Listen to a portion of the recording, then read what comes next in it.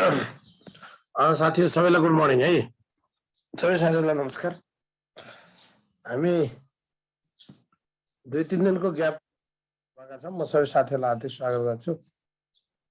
आज हामी यो शिक्षण सिकाइको योजना अथवा त्यसलाई शैक्षणिक योजनाको बारेमा छलफल गर्छौँ। यो एकाइ 8 मा पनि छ। एकाइ 8 मा पनि छ। हामी एकाइ 8 मा यसलाई पढ्दैनौँ। हामी यहाँबाट हेर्छौँ है। कक्षा शिक्षण, विषय शिक्षण, बहुकक्षा शिक्षण लगायत यो शैक्षणिक योजनाका कुराहरू यहाँ छन्। त्यो हिसाबले चाहिँ यसलाई हेर्नुहोस्। अब शिक्षण सिकाइका योजना, शैक्षणिक योजना भनिसकेपछि हामी दुईटा पाठ तपाईँले बुझ्नुपर्छ। दुईटा कुरा बुझ्नुहोस् है। हुन हामी शैक्षणिक योजनाकै पाठबाट जाने हो। अब त्यसमा चाहिँ एउटा शैक्षिक योजना र अर्को शैक्षणिक योजना हुन्छ। एउटा शैक्षिक योजना, अर्को शैक्षणिक योजना, यो दुई खालका योजनाहरू हुन्छन्। थोरै ध्यान नहोला, थोरै अलिकति कुरा बुझौँ है। हामीले शैक्षिक योजना नि पढ्न छ, हामीले शैक्षणिक योजना पनि पढ्न छ। शैक्षिक योजना पनि पढ्न छ, शैक्षणिक योजना पनि पढ्न छ। अब यो शैक्षिक योजना भन्यो भने यो शिक्षा क्षेत्रमा सुधारका लागि बनाउने जुन योजना हुन्, ती योजनाहरूलाई हामी शैक्षिक योजना भन्छौँ। ध्यान दिने है। शिक्षा क्षेत्र, समग्र शिक्षा क्षेत्र हेर्छ यसले। युनिट 10 हो।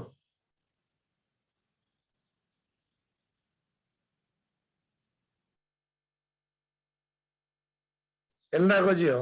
प्रौढ शिक्षण विधिलाई एन्ड्रागोजी भन्छ। प्रौढ शिक्षण विधिलाई एन्ड्रागोजी भन्छ। एकाइ 10 हो है। एकाइ 10 पनि हो, एकाइ 8 पनि हो।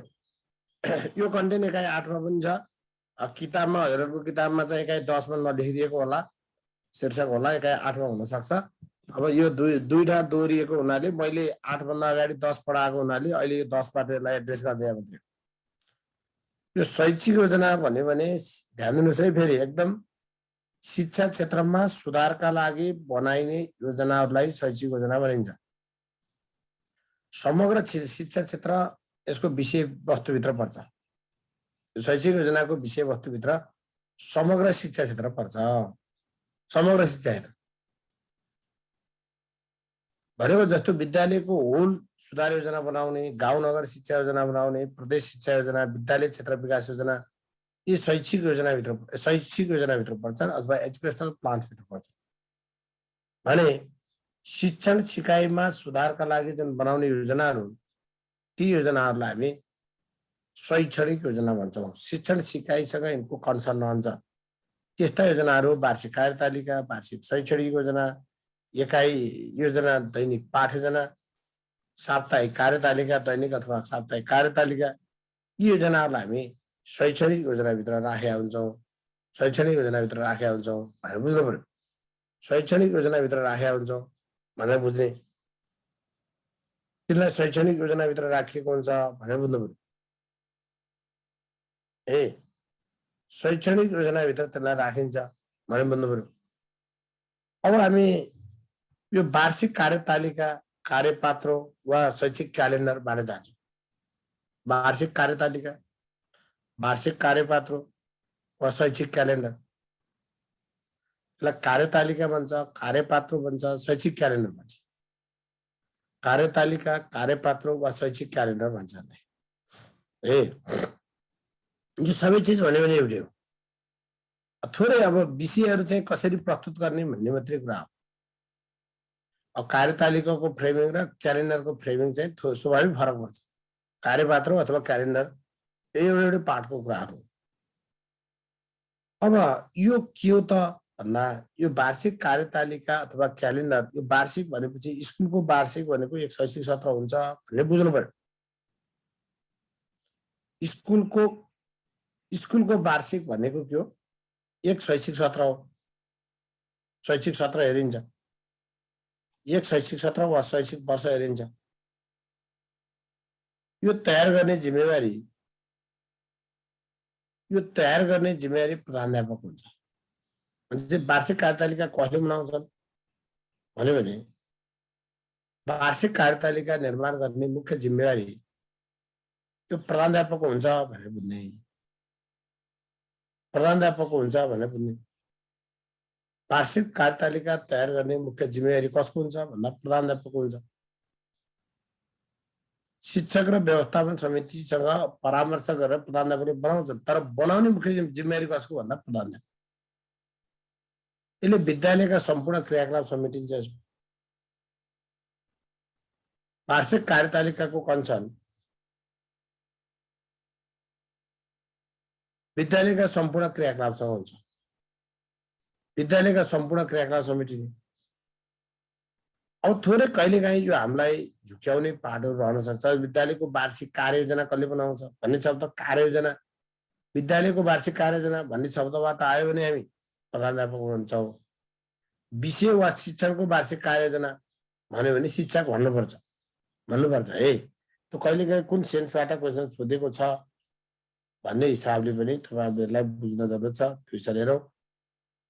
अब भनेको अर्थ अब यहाँ जति घुमाइ फिराइ जतिसुकै कफारे पनि विद्यालयको एक शैक्षिक सत्रभरि विद्यालयमा एक शैक्षिक सत्रभरि अथवा विद्यालयले एक शैक्षिक सत्रभरि सञ्चालन र सम्पन्न गर्ने सम्पूर्ण शैक्षिक कार्यक्रमको योजना त्यो वार्षिक कार्यतालिका हो भनेर बुझ्नु। विद्यालयले एक शैक्षिक सत्रभरि सञ्चालन र सम्पन्न गर्ने सम्पूर्ण शैक्षिक कार्यक्रमको योजना वार्षिक कार्यतालिका हो भनेर बुझ्नु। वार्षिक कार्यतालिका हो। शिक्षकहरूको परामर्शमा प्रधानाध्यापकले सही सत्र सुरु हुनुभन्दा अगाडि नै यसलाई तयार गर्छ। शिक्षकहरूसँगको परामर्शमा प्रधानाध्यापकले सही सत्र सुरु हुनुभन्दा अगाडि नै यसलाई तयार गर्छ। यो दुई प्रकारबाट बनाइन्छ। एउटा समय तालिका, ठक्कै समय मात्रै हेरिन्छ, कार्यक्रम र त्यो कहिले गर्ने मात्रै भनेर हेरिन्छ। अर्को कार्ययोजनामा आधारित हुन सक्छ, तर हामी जनरली हाम्रो समय मात्रै हेरेर बनाउने जुन कार्यतालिका हो त्यसको चाहिँ चलन बढी हुन्छ। यसमा मुख्यतया तीनटा कुराहरू समावेश गरिन्छ। तीनटा कुरा मुख्यतया हुन्छ। एउटा एक्टिभिटी हुन्छ, वार्षिक कार्यक्रम के गर्ने भन्ने कुरा हुन्छ। अर्को भौतिक लक्ष्य हुन्छ। भौतिक लक्ष्य भनेको ती कार्यक्रम कति पटक गर्ने, जस्तो परीक्षा कति पटक गर्ने, बैठक कति पटक गर्ने भन्ने कुरा हुन्छ। र अर्को ती कहिले गर्ने भन्ने कुरा हुन्छ। तिनको समय तालिका हुन्छ। ती कहिले गर्ने भन्ने कुरा हुन्छ, तिनको समय तालिका हुन्छ। तिनको समय तालिका हुन्छ भनेर बुझ्नु पर्यो। अब यो वार्षिक कार्यतालिका अथवा क्यालेन्डरमा समावेश गर्ने विषयहरू के हुन् भन्दा शैक्षिक सत्रको प्रारम्भ र भर्ना अवधि हुँदो रहेछ। कक्षाको प्रारम्भ हुँदो रहेछ, शैक्षिक सत्रको प्रारम्भ र भर्ना अवधि हुँदो रहेछ, कक्षाको प्रारम्भ हुँदो रहेछ, शिक्षणका कार्यदिन हुँदो रहेछ, शिक्षणका कार्यदिनहरू हुँदो रहेछ, एकाइ त्रैमासिक अर्धवार्षिक र वार्षिक परीक्षाको समयावधि हुँदो रहेछ। एकाइ त्रैमासिक अर्धवार्षिक र वार्षिक परीक्षाको समयावधि हुँदो रहेछ।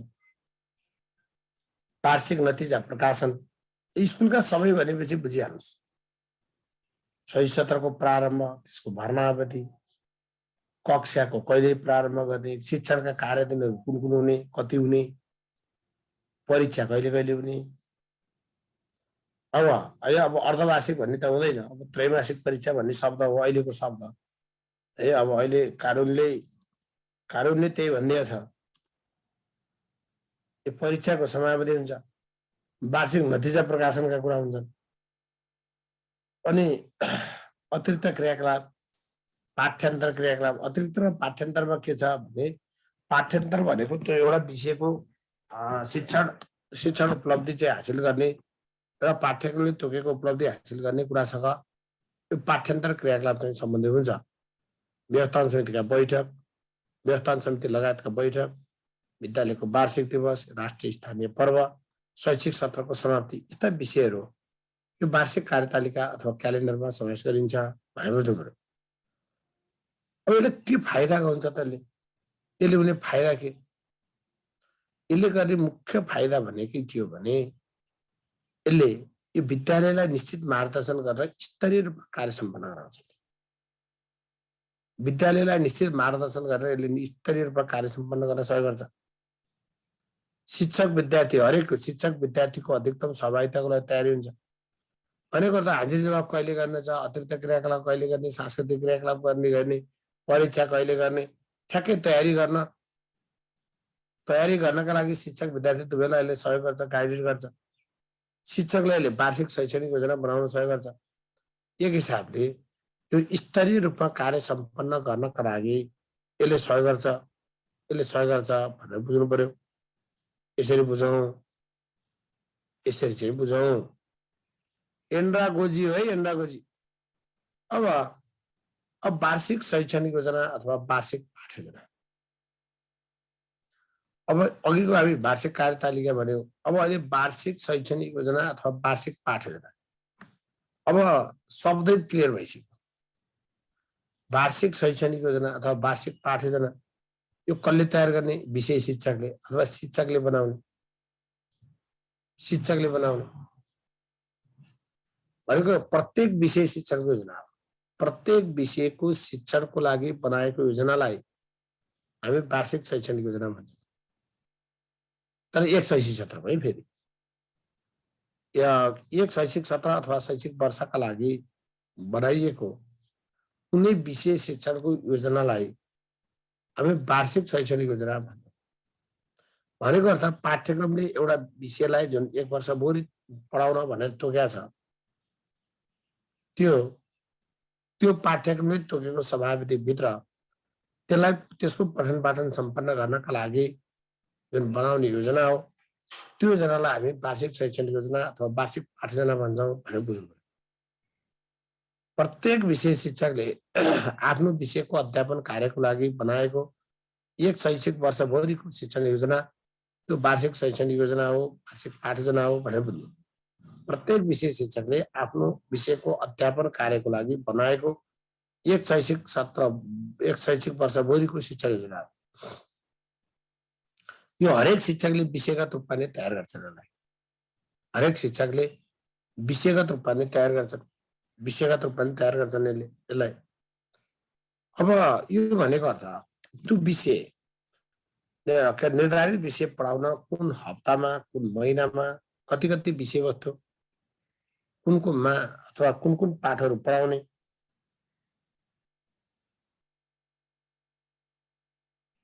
कुन पाठलाई कति घण्टा समय प्रदान गर्ने अथवा कति पिरियड समय प्रदान गर्ने, आवश्यक सामग्री के हुने, यस्ता कुरा चाहिँ वार्षिक शैक्षणिक योजनामा उल्लेख गरिन्छ।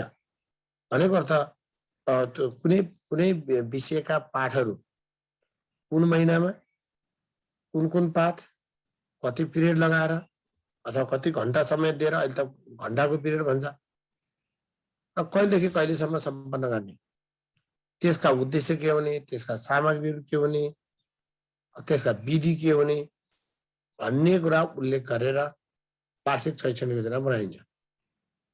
तर यो योजना बनाउँदा विद्यालयको वार्षिक कार्यतालिकाको अध्ययन गर्नुपर्छ। विद्यालयको वार्षिक कार्यतालिकाको अध्ययन गर्ने, अनि कुन महिनामा कति पिरियड पढाइँदो रहेछ भनेर हेर्न पर्यो, कुन समयमा स्कुलको कार्यक्रम चल्दो रहेछ भनेर हेर्न पर्यो। त्योसँग नबाजिने गरी तर्जुमा गर्नुपर्छ। यो वार्षिक शैक्षणिक योजना यसमा मुख्यतया अथवा अनिवार्य 3टा अङ्गहरू हुन्छन्।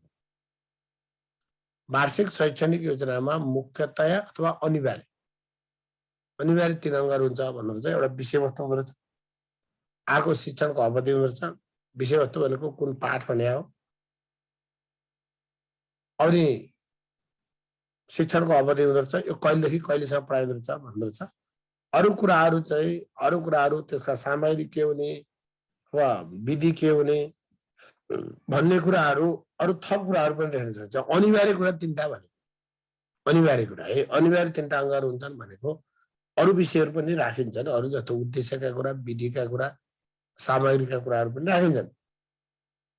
अब वार्षिक शैक्षणिक योजना निर्माण गर्दा शिक्षकले पाठ्यक्रम हेर्नुपर्छ, पाठ्यपुस्तक हेर्नुपर्छ, शिक्षा निर्देशिका, वार्षिक कार्यतालिका। मूल कुरा त पाठ्यक्रमै हो, तर कहिलेदेखि कहिलेसम्म गर्ने भन्ने कुराको समय तालिका फिक्स गर्ने त्यो काम वार्षिक कार्यतालिकाको आधारमा गरिन्छ।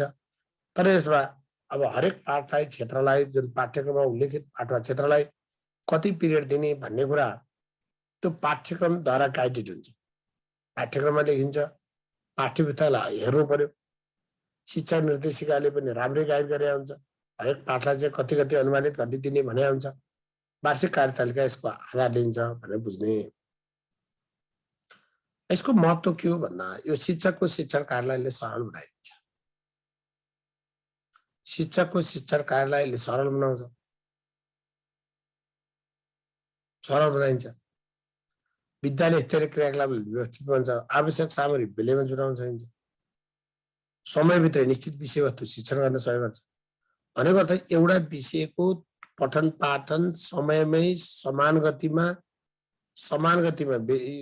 कक्षाका जुन विषयका पाठहरू एउटा समान गतिमा पठन पाठन सम्पन्न गर्नका लागि यो वार्षिक शैक्षणिक योजनाले सहयोग गर्छ भनेर भन्नु पर्यो। यो हिसाबले हेर्नु पर्यो। अब समयभित्रै निश्चित विषयवस्तु शिक्षण गर्न सहयोग गर्नुपर्छ। शिक्षण कार्य व्यवस्थित हुनका साथै योजनाले तोकेको उद्देश्य प्राप्तिमा बल पुग्छ। योजनाले तोकेको उद्देश्य प्राप्तिमा बल पुग्छ भनेर लेख्नु, यो यसको चाहिँ महत्त्व हो। अब यसको ढाँचामा के हुन्छ भन्नुहुन्छ भने अब जनरली यो माथिको कुरा त्यस्तो मेजर कुरा भएन। अब विद्यालयको नाम विषय शिक्षक, शैक्षिक सत्र हुन्छ, विषय हुन्छ भन्ने कुरा वर्षपूर्व पढाइ हुने दिन र कक्षा त्यो भयो। अहिलेसम्म एकाइ हुँदो रहेछ, एकाइ शीर्षक हुँदो रहेछ, पिरियड हुँदो रहेछ, पिरियड संख्या कति पिरियड दिने त्यो पाठलाई भनेको, अध्यापनको अवधि भनेको कहिलेदेखि कहिलेसम्म पढाउने भन्छ, सिकाइ उपलब्धि के हुने भन्छ, सामग्री र शिक्षण विधि, सामग्री र शिक्षण विधि यो कुरा यो भित्र पर्छ। सामग्री र शिक्षण विधि एकाइ हुन्छ, एकाइ शीर्षक हुन्छ, पिरियड संख्या हुन्छ, अध्यापन अवधि हुन्छ, सिकाइ उपलब्धि हुन्छ, सामग्री र शिक्षण विधि यो यसको चाहिँ ढाँचाभित्र पर्छ भनेर बुझ्ने। अब जानुहोस् एकाइ योजना। एकाइ योजना भन्यो भने यो समान विषयवस्तुको एकीकृत स्वरूप। एकाइ भन्ने चिजै समान खालका विषयवस्तुको एकीकृत स्वरूप नै एकाइ हो। समान खालका विषयवस्तुको एकीकृत स्वरूप नै एकाइ हो। एकीकृत स्वरूप एकाइ, समान खालका विषयवस्तुको एकीकृत स्वरूप रहेछ। यो प्रत्येक एकाइको योजना हो। प्रत्येक एकाइको योजना हो। प्रत्येक एकाइको योजना नै एकाइ योजना हो। हरेक एकाइको योजना हो। यो समान विषयवस्तुको एकीकृत स्वरूप हो। समान विषयवस्तुको एकीकृत स्वरूप हो भनेको एकाइ योजना भनेपछि एउटा एकाइको योजना हुन्छ भने एकाइको योजना, एउटा एकाइको योजनालाई एकाइ योजना भन्यो भनेर बुझ्नु पर्यो। अर्को एकाइमा अर्को एकाइ योजना हुन्छ। अब यसको निर्माणको सम्बन्धमा तपाईहरुले दुईटा चीज बुझौँ। निर्माणको सम्बन्धमा अब हामीलाई परीक्षामा कसरी अप्सन दिन्छ भन्ने कुराबाट बुझ्नुस्। तपाईले दुईटै अप्सन खुला राख्नुपर्छ। पाठ्यक्रम समिति अथवा पाठ्यक्रम विकास केन्द्र अथवा शिक्षक। यदि पाठ्यक्रम विकास केन्द्रको वेबाट सोध्यो भने त्यसलाई पाठ्यक्रम विकास केन्द्र अथवा पाठ्यक्रम समिति भन्नुस्। अर्को शिक्षक अनि प्रधानाध्यापक स्थानीय तह यसरी अथवा व्यवस्थापन समिति भनेर सोध्यो भने त्यो बेला हामी शिक्षकतिर लगाउनु पर्यो। शिक्षकतिर लगाउनु पर्यो। खास गरी देशभरिको शिक्षण सिकाइमा एकरूपता ल्याउनका लागि यो एकाइ योजनालाई प्रयोग गर्ने गरिन्छ। अब यो एकाइ योजनालाई आधार गरेर शिक्षकले आफ्नो पाठ्ययोजना तयार गर्नुपर्छ।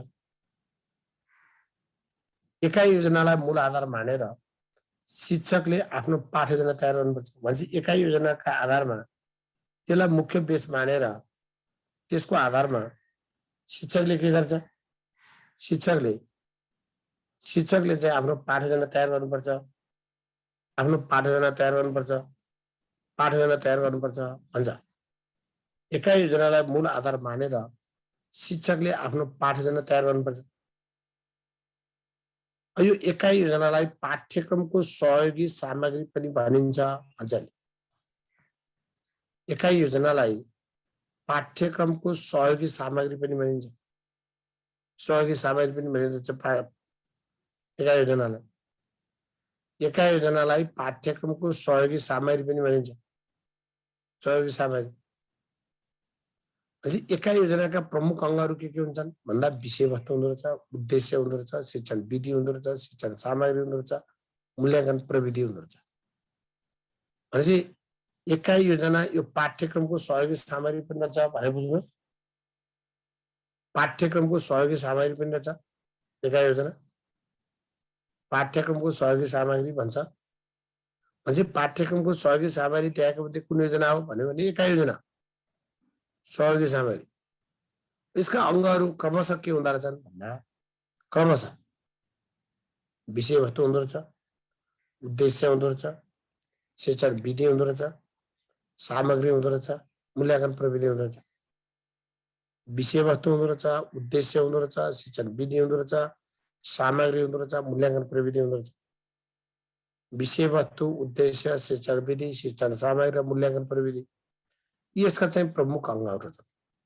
प्रमुख अङ्गहरू यो विषयवस्तु रहेछ, उद्देश्य रहेछ, शिक्षण विधि रहेछ, अनि शिक्षण सामग्री रहेछ र मूल्याङ्कन प्रविधि रहेछ। यो पाठ्यक्रमले प्रत्येक एकाइका लागि निर्धारण गरेको उद्देश्य नै एका योजनाको मूलभूत उद्देश्य हुँदो रहेछ। तिनै उद्देश्यलाई ध्यानमा राखेर एका योजनाको उद्देश्यलाई विस्तृतकरण गरिँदो रहेछ। र समय चाहिँ एका योजनामा समय उल्लेख हुँदैन।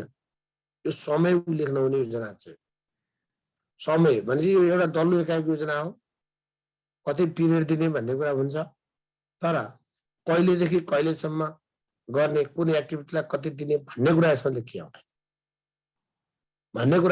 हुँदैन। त्यो भएर यसमा समय उल्लेख नहुने योजनाको रूपमा हामी एका योजनालाई लिने गर्छौँ। अब यसको महत्त्व के हो भन्नुहुन्छ भने यो खास गरी पाठ्यक्रमले तोकेको समयावधिमा एउटा एकाइको शिक्षण पुरा गर्नका लागि चाहिन्छ। पाठ्यक्रमले तोकेको समयावधिमा एउटा एकाइको शिक्षण पुरा गर्न चाहिनेछ। पाठ्यक्रमले तोकेको समयावधिमा एकाइको शिक्षण पुरा गर्न चाहिनेछ। शिक्षकलाई दैनिक पाठयोजना निर्माण गर्न सहयोग गर्दछ। पाठ्यक्रमले तोकेको समयावधिमा एकाइको शिक्षण पुरा गर्न सहयोग गर्दछ। शिक्षालाई दैनिक पाठयोजना निर्माण गर्न सहयोग गर्दछ। त्यो हिसाबले बोल्नु पर्यो।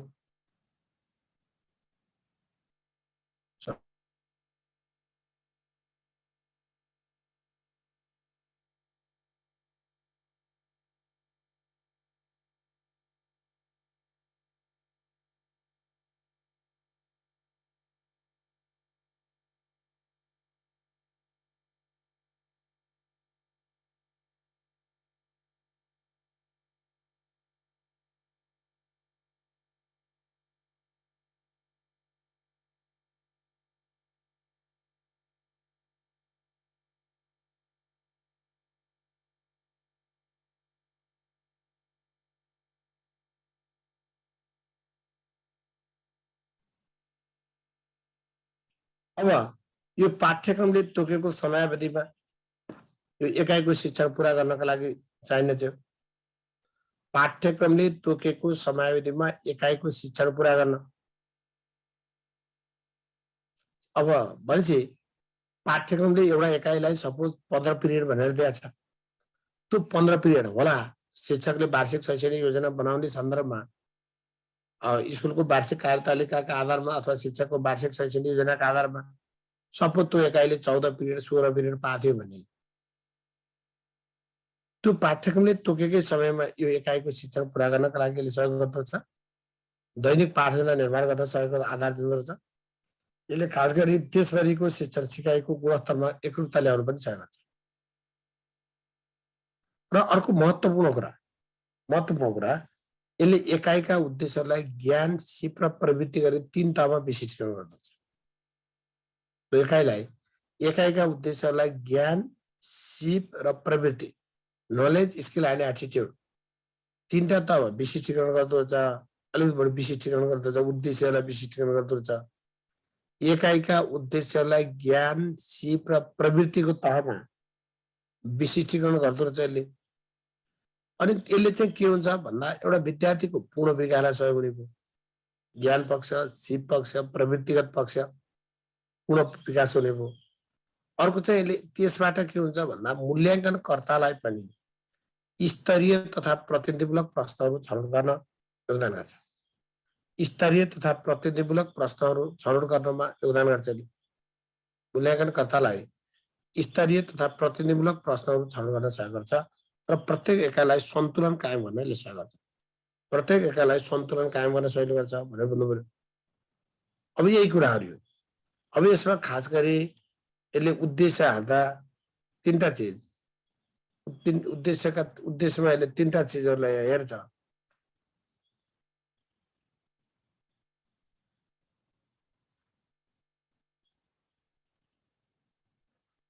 अब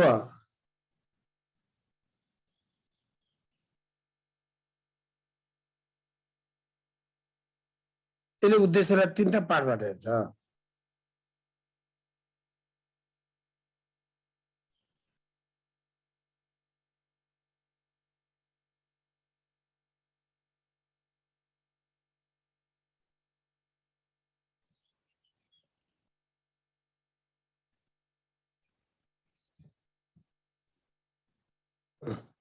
यसरी उद्देश्यलाई यसले तीनटा विषयबाट हेर्छ। तीनटा हिसाबबाट यसले विशिष्टीकरण गरिदिन्छ। तीनटा हिसाबबाट एउटा ज्ञानको पाठबाट, अर्को सिपको पाठबाट, अर्को प्रवृत्तिको पाठबाट उद्देश्यलाई तीनटा हिसाबबाट यसले गर्छ। अनि त्यसका विधि वा रणनीति के भने खास गरी मेथडकै कुरा, रणनीतिका कुराहरू, सामग्री, मूल्याङ्कन प्रक्रिया के भने भन्ने कुराहरू चाहिँ एकाइ योजनामा उल्लेख गरिएको हुन्छ। विषयवस्तु हुन्छ। अब ज्ञान, सिप, प्रवृत्तिको उद्देश्य कुन लेभलको त्यता हेरिन्छ, विधि हेरिन्छ अथवा सामग्री, मूल्याङ्कन प्रक्रिया हेरिन्छ भनेर हेर्ने। अब जानु दैनिक पाठयोजना। यो दैनिक पाठयोजना यसका प्रवर्तक हर्बर्ट हुन्। दैनिक पाठयोजना यसका प्रवर्तक हर्बर्ट हुन्। हर्बर्ट छ। दैनिक पाठयोजना यसका प्रवर्तक कौन भन्यो भने हर्बर्ट भन्छ। भनेको यो एक पिरियडको योजना भनेर बुझ्नुहोस्। अब यति बेसी कुरो बुझिहाल्यो। एउटा पिरियडको योजना भन्छ हरेक शिक्षकले बनाउँछ, दैनिक हुन्छ। नियमित अध्यापन कार्यलाई प्रभावकारी बनाउनका लागि प्रत्येक पाठ अध्यापनको पूर्व तयारीको लिखित रूप हो।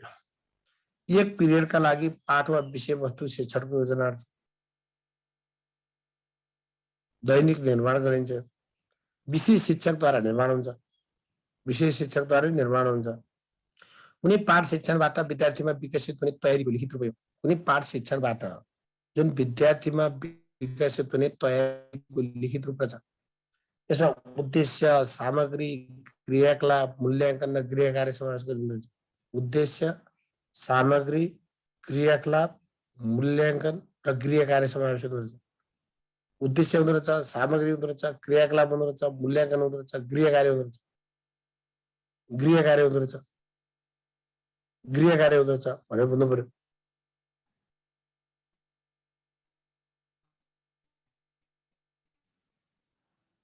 यसरी बुझौँ। अब यो पढिसकेको दैनिक पाठयोजना पढेको मैले त पढाएको छैन है, मैले पढाएको छैन। अब आजलाई यही हेर्नु छ। मैले त छुट्टै कुरा हो। उद्देश्य, सामग्री, क्रियाकलाप, मूल्याङ्कन र गृह कार्य समावेश गरिन्छ। यो एकाइ योजनामा आधारित हुँदो रहेछ। दैनिक पाठयोजना निर्माणका लागि पाठ्यक्रम, पाठ्यपुस्तक र शिक्षा निर्देशिकाको आधार लिँदो रहेछ।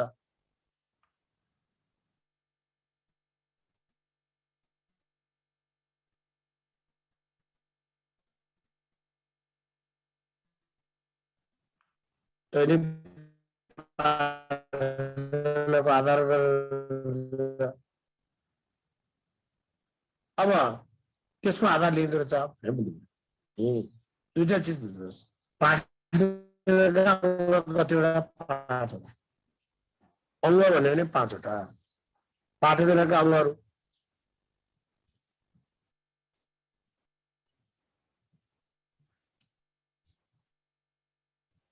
अब यसलाई दुईटा चिज बुझ्नुहोस्। के अरे पाठ्यक्रमका अङ्गहरू भन्यो भने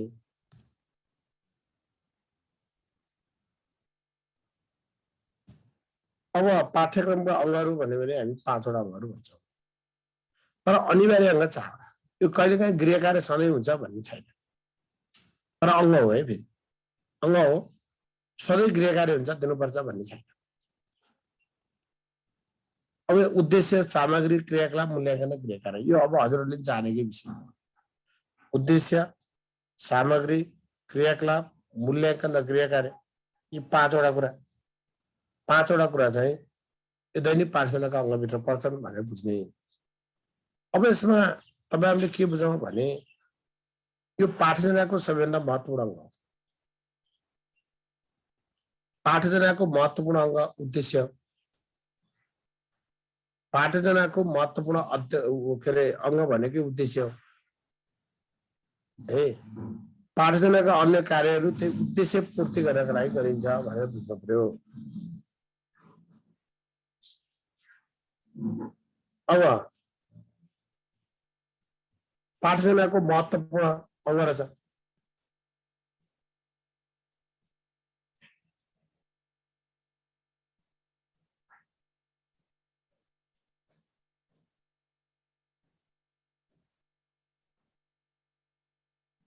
अब उद्देश्य भनेको के रहेछ, पाठ्यक्रमको के अरे पाठ्ययोजनाको सबैभन्दा महत्त्वपूर्ण अङ्ग रहेछ।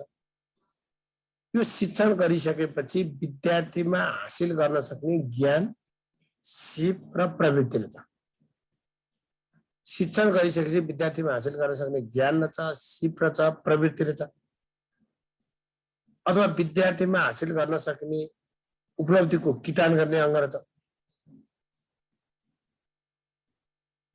उपलब्धिको किटान गर्ने अङ्ग रहेछ। उद्देश्य चाहिँ कस्ता हुनुपर्छ भन्दा उद्देश्यका विशेषताहरू, उद्देश्यका विशेषताहरू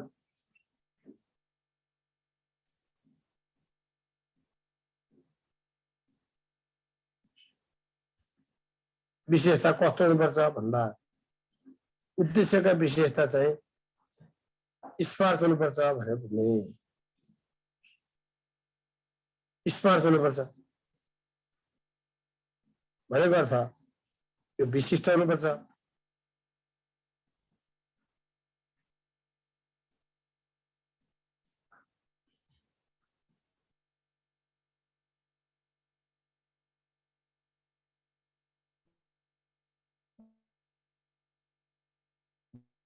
विशिष्ट हुनुपर्छ, यो माप पनि हुनुपर्छ।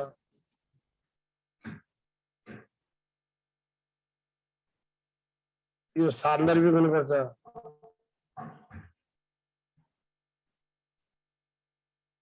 र यो समयमा सकिनु हुनुपर्छ। र यो क्रमबद्ध हुनुपर्छ भन्छ।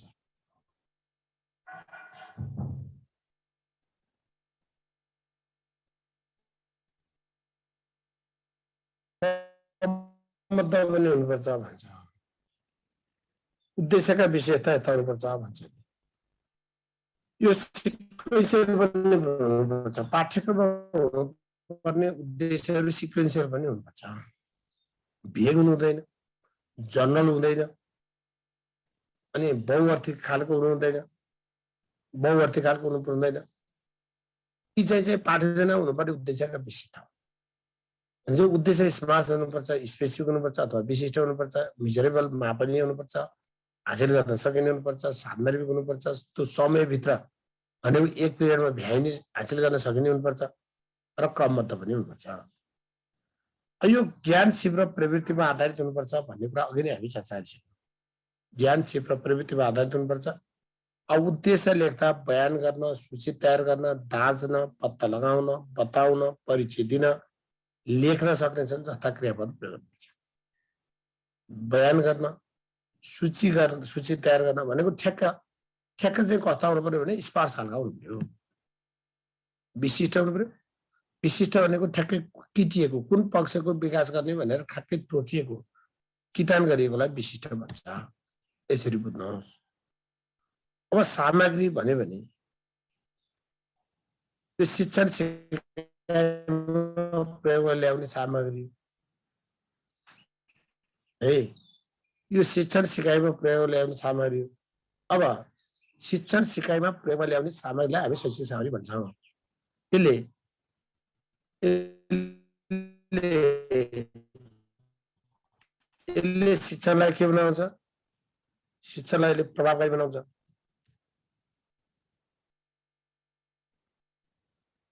प्रभावकारी रुचिपूर्ण बनाउन सहयोग गर्छ। सहयोग गर्छ।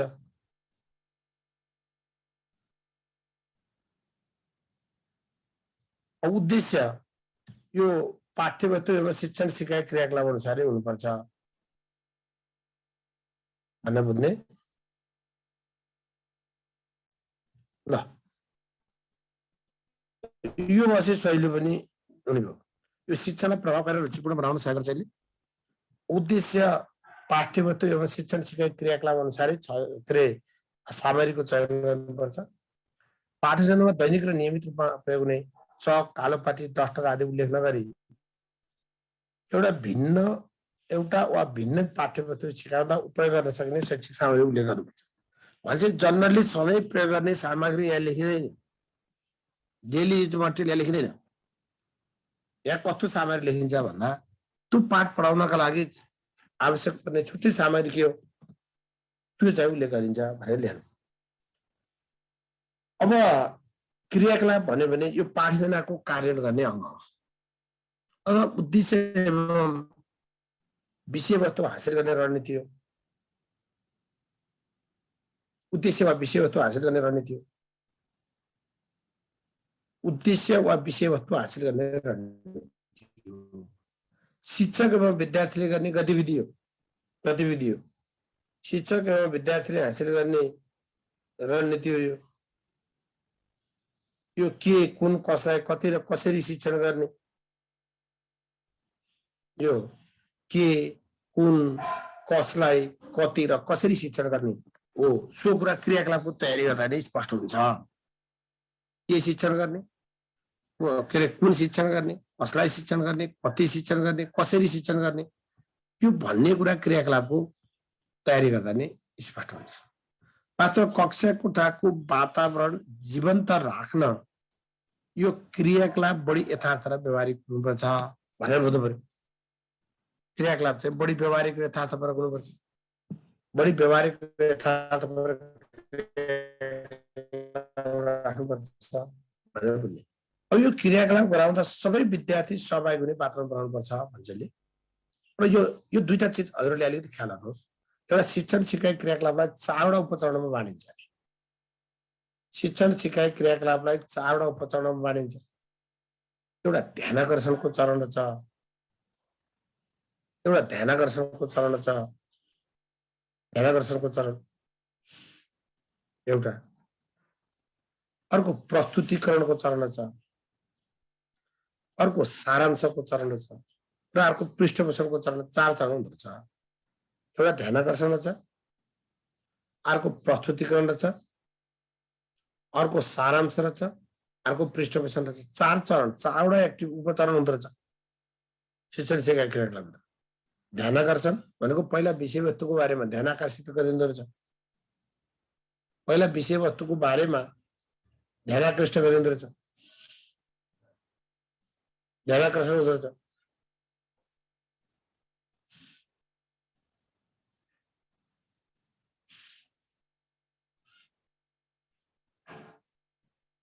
अब यसरी बुझ्नु पर्यो। यो ध्यानाकर्षणको चरण ध्यान दिने चरण हुँदो रहेछ।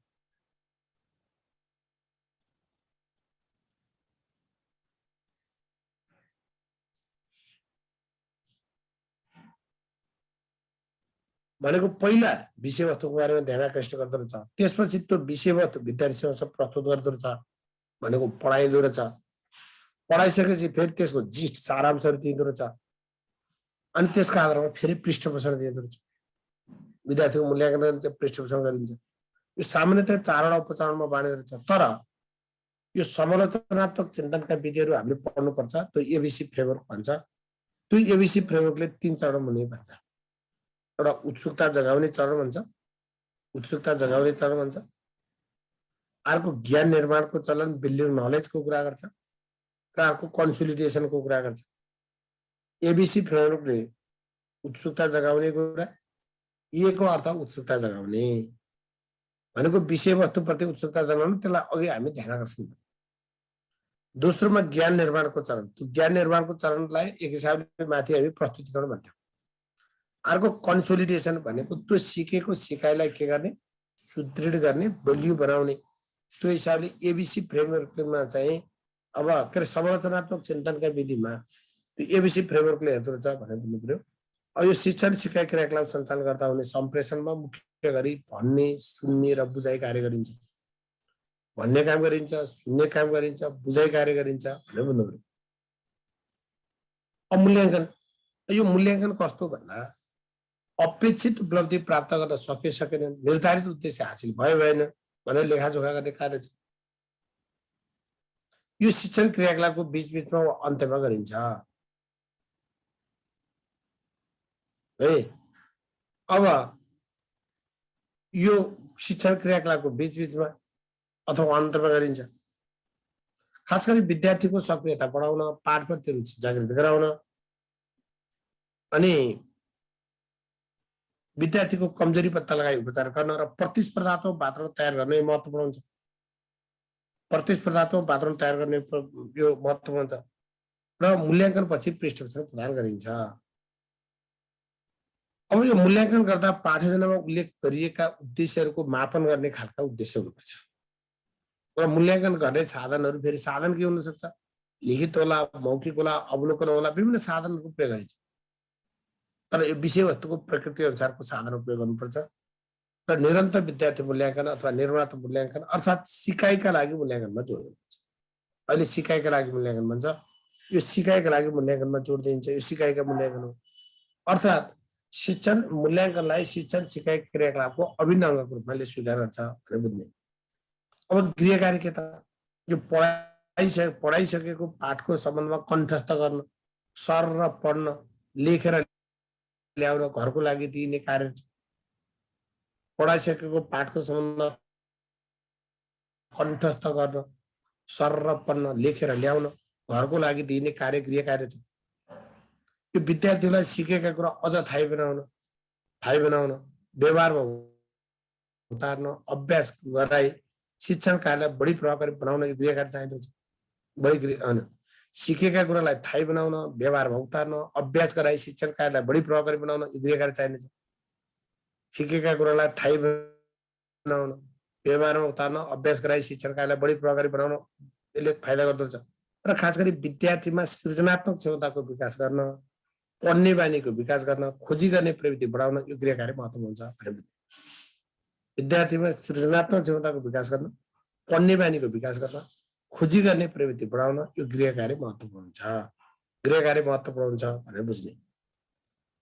अब यो दैनिक तथा साप्ताहिक कार्यतालिका, यो दैनिक तथा साप्ताहिक कार्यतालिका भनेको यो शिक्षकको कार्यविभाजन। दैनिक तथा साप्ताहिक कार्यतालिका भनेको यो शिक्षकको कार्यविभाजन हो। शिक्षकको कार्यविभाजन हो। शिक्षकको कार्यविभाजन हो। दैनिक तथा साप्ताहिक कार्यतालिका भनेको शिक्षकको कार्यविभाजन हो। त्यसलाई हामी शैक्षणिक व्यवस्थापन पनि भन्छौँ। शैक्षणिक व्यवस्थापन पनि भन्छौँ। यो एक हप्ताका लागि बनाइन्छ। यो यस्तो भयो, एक हप्ताका लागि भन्दा पनि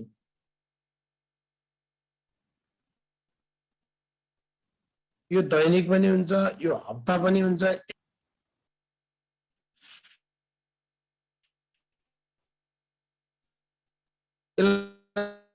दैनिक कार्यतालिका पनि भनिन्छ, यसलाई साप्ताहिक कार्यतालिका पनि भनिन्छ भन्ने आउने। साप्ताहिक के भयो, यो साप्ताहिक फ्रेममा हुन्छ। त्यसैले यो एक हप्ताका लागि तयार गरिन्छ। क्रममा उल्लेखित ढाँचा वा पाठ्यभार कार्यघण्टामा मुख्य रूपमा आधारित हुन्छ। पाठ्यक्रममा उल्लेखित ढाँचा वा पाठ्यभार कार्यघण्टामा मुख्य रूपमा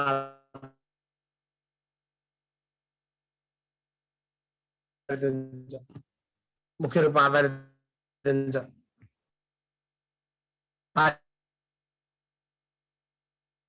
पाठ्यक्रममा उल्लेखित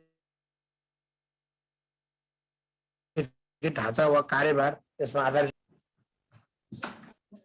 भित्र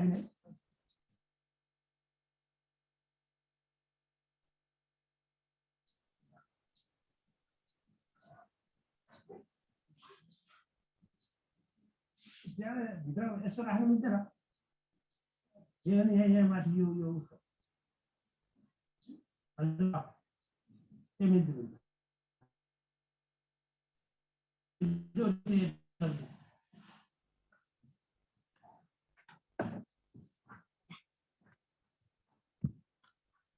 अब यो हिसाबले यो ल्याउनु पर्यो 1 हप्ताका लागि तयार गरिँदो रहेछ यो पाठ्यक्रममा उल्लेखित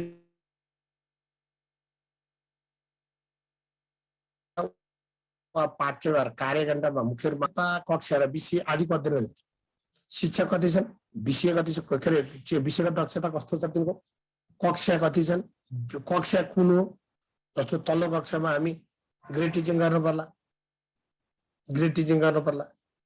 तल्लो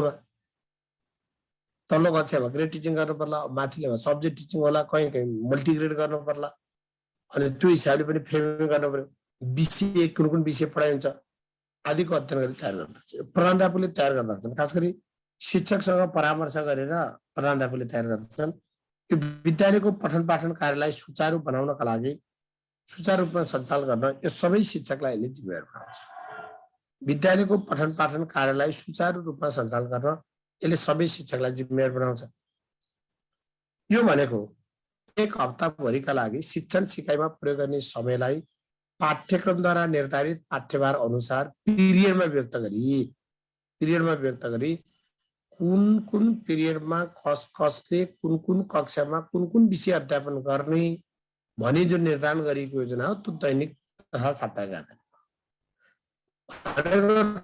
पाठ्यक्रमले दिएको पाठ्यभार अनुसार अब पाठ्यभार नभनौँ अब कार्यघण्टा अनुसार कार्यघण्टा अनुसार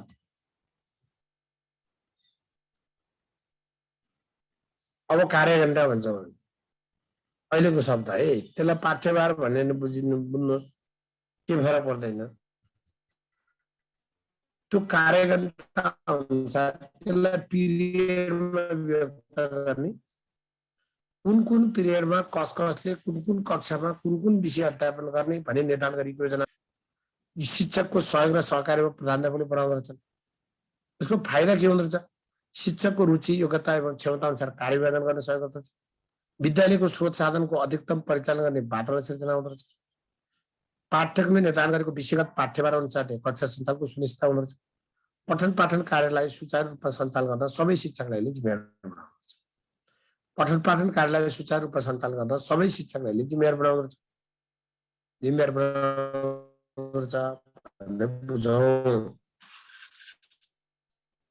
यो क्वेसन हल गरौँ त साथी हो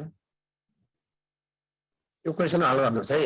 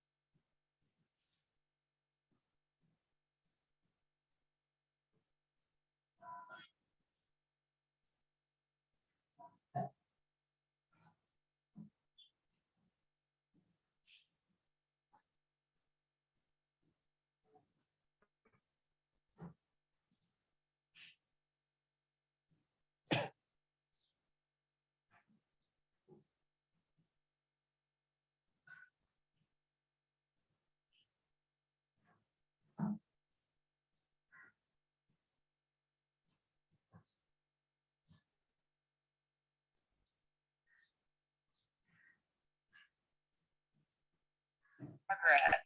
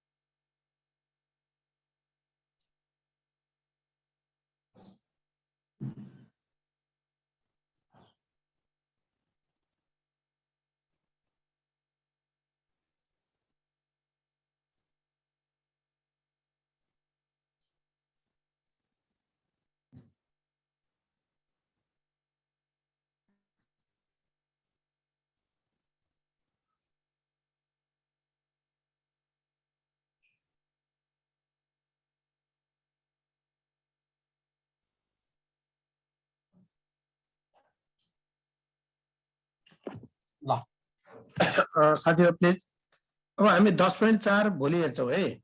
यो 10.4 मा परियोजना कार्य, क्षेत्र कार्य, समालोचनात्मक चिन्तन विधि, प्रबन्धन विधि र सिकाइमा भूमिका निर्वाह छ।